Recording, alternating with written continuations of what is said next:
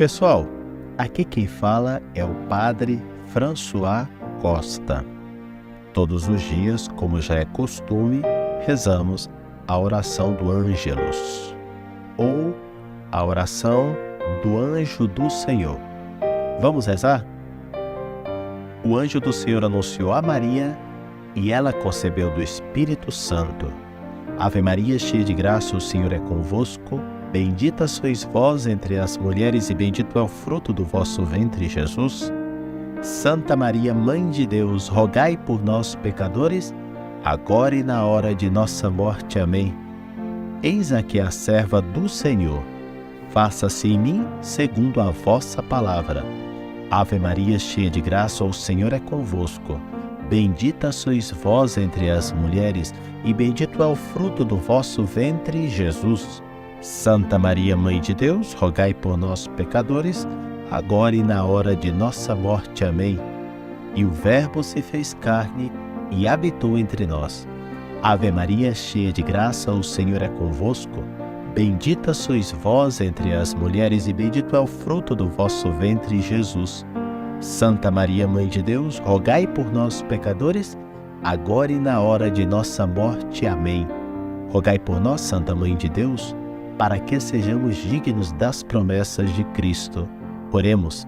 Infundi, Senhor, a vossa graça em nossas almas, para que nós que conhecemos pela anunciação do anjo a encarnação de Jesus Cristo, vosso Filho, cheguemos por sua paixão e cruz à glória da ressurreição. Por Cristo, Senhor nosso. Amém. Provavelmente vocês já escutaram a expressão Deus, o grande arquiteto do universo. Se pode chamar Deus de o arquiteto do universo? Vamos escutar o texto bíblico de Hebreus, capítulo 3, os versículos de 3 a 6. Escutem. Ele foi de fato considerado digno de maior honra do que Moisés, pois o arquiteto tem maior honra do que a própria casa. Mas toda casa, com efeito, tem o seu arquiteto, mas o arquiteto de tudo é Deus. Ora, Moisés era fiel em toda a sua casa como servo, para ser testemunha das coisas que deveriam ser ditas. Cristo, porém, na qualidade de filho, está acima de sua casa. Esta casa somos nós, se mantivermos a confiança e o motivo altaneiro da esperança. Como vocês puderam escutar tranquilamente, a afirmação é claríssima. O arquiteto de tudo é Deus. Deus, portanto, é o arquiteto do universo, é o arquiteto deste planeta, é o arquiteto do povo de Israel, é o arquiteto da igreja. Claro, porque todas as coisas, antes de elas existirem fisicamente ou espiritualmente, ou físico e espiritualmente, elas existem desde toda a eternidade na mente de Deus. Então, existe um projeto eterno na mente de Deus. A esse projeto eterno que, no nosso tempo, na nossa história, no tempo e na história que Ele constrói, essa ideia da mente de Deus vai se plasmar aqui entre nós. Então entendam que realmente tudo já está arquitetado, já está projetado, já está planejado na mente de Deus. E nesse sentido, certamente nós podemos utilizar, por analogia, a expressão Deus, arquiteto do universo. Evidentemente, utilizar a expressão arquiteto do universo não é nenhuma aprovação a algum grupo secreto que maquina contra a Igreja Católica, que vocês sabem muito bem do que eu estou falando. Os grupos secretos que maquinam contra a Igreja Católica são vários. Um deles é bem mais destacado que os outros. Então, nós podemos dizer que Deus é o arquiteto do universo, mas isso não significa avaliar positivamente grupos que maquinam contra a igreja. É mais, quem participa dessas sociedades secretas encontra-se objetivamente em pecado mortal. Devem se arrepender e sair de tudo isso. Enfim, Como podem ver, a expressão é correta, mas isso não significa em momento algum dar uma aprovação de alguma maneira aos errados neste ponto. Jesus foi considerado digno de maior honra do que Moisés, pois o arquiteto tem maior honra do que a própria casa. Claro, porque todos os santos e patriarcas do Antigo Testamento, de alguma maneira, são membros da casa de Deus. Israel, o povo de Israel, era a antiga casa de Deus, o templo de Israel era o antigo santuário de Deus. Vejam que a casa, Israel e todos os membros do povo de Israel nada mais eram do que como que a antessala desta grande casa que Deus construiu.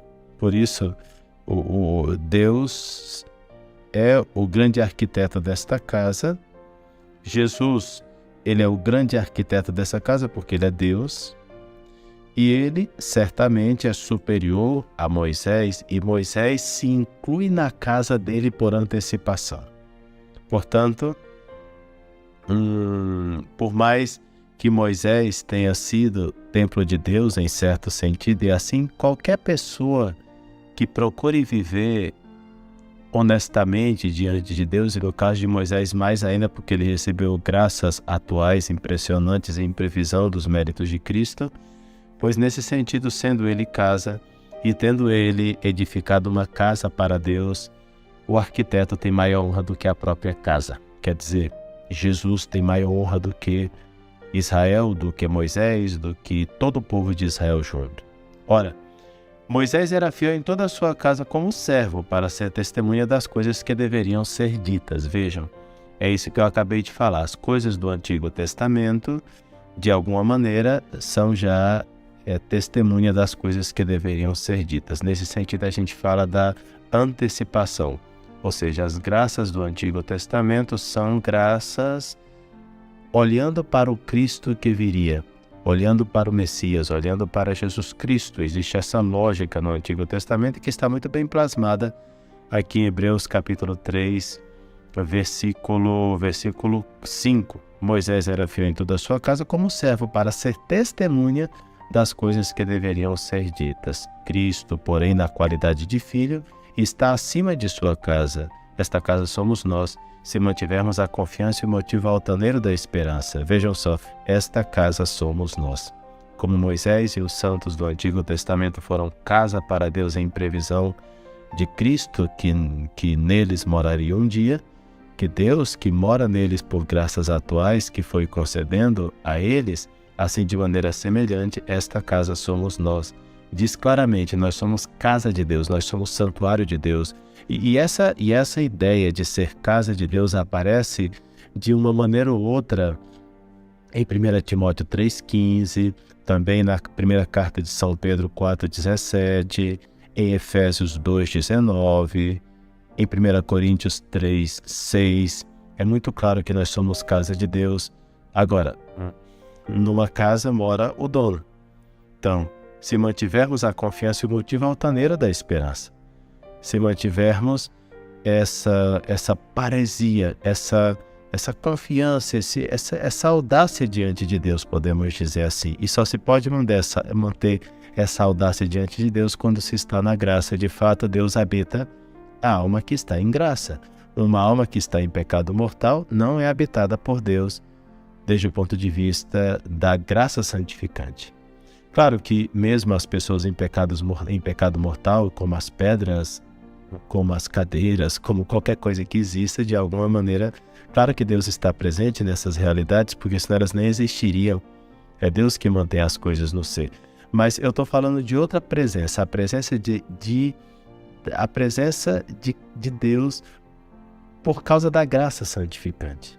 Esse tipo de presença, que é essa presença intimíssima, que atinge o núcleo da alma, que faz com que a alma tenha umas capacidades impressionantes, como são a fé, a esperança e a caridade, somente nas almas que estão, somente nas pessoas que estão na graça de Deus. Por isso nós temos que manter a confiança, ou seja, nós temos que manter a paresia, a audácia, mas só se pode manter isso aqui diante de Deus se realmente a pessoa se manter por graça, na graça de Deus, vivendo de fé, de esperança e de caridade. Aconselho a você que reze muitas vezes durante o dia hoje essa pequena oração: meu Deus, aumenta a minha fé, minha esperança e minha caridade. Nesse tempo de Quaresma, certamente é um tempo oportuno para que possamos viver mais de fé, de confiança em Deus.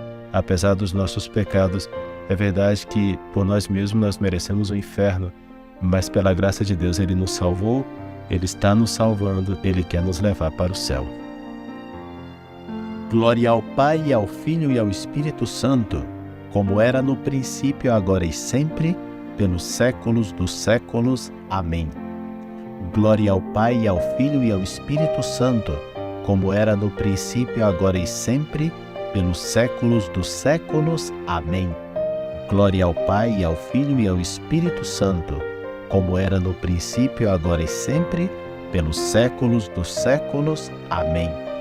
Santo anjo do Senhor, meu zeloso guardador, se a ti me confio a piedade divina, sempre me rege, me guarde, me governe, me ilumine. Amém. Santa Maria, sede da sabedoria, rogai por nós.